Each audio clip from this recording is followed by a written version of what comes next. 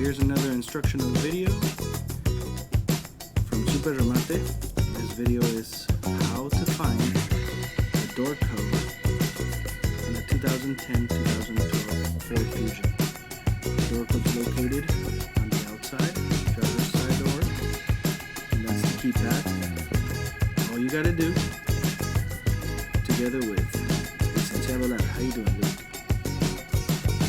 So we just go inside the car, get underneath the pedals into the fuse box.